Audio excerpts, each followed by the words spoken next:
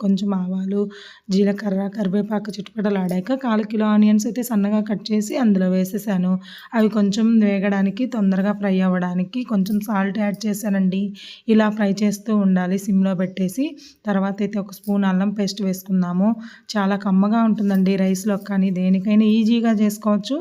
తొందరగా అయిపోతుంది. Time save చేసుకోవచ్చు. ఎవరైనా చేసుకోవచ్చనమాట. అందులో అల్లం పేస్ట్ కొంచెం పచ్చివాసన పోయేంత వరకు ఫ్రై చేసేసి కొంచెం పసుపు వేశాను. అది కొంచెం ఫ్రై అయ్యాక సిమ్‌లో పెట్టుకొని చేసుకుంటే చాలా బావుంటుంది. కారము, కొంచెం ధనియాల పొడి, జీలకర్ర పొడి, మనము చికెన్ మసాలా, గరం మసాలా కూడా వేసుకోవచ్చు. చాలా కమ్మగా అయితే రెడీ అయిపోతుంది. ఇలా రైస్‌లోకి కానీ, దోసలోకి కానీ దేనిలోకైనా సూపర్ కాంబినేషన్ అనమాట. ఇంతవరకు మన ఛానల్‌ని సబ్స్క్రైబ్ చేసుకున్న వాళ్ళు సబ్స్క్రైబ్ చేసుకోండి, లైక్ ఇవ్వండి, షేర్ చేయండి. మన ఛానల్‌ని కొత్తగా చూసేవాళ్ళు తప్పకుండా సబ్స్క్రైబ్ చేసుకోండి. మళ్ళీ వచ్చే వీడియోతో మళ్ళీ కలుద్దాం. ఓకేనా? బాయ్ అండి.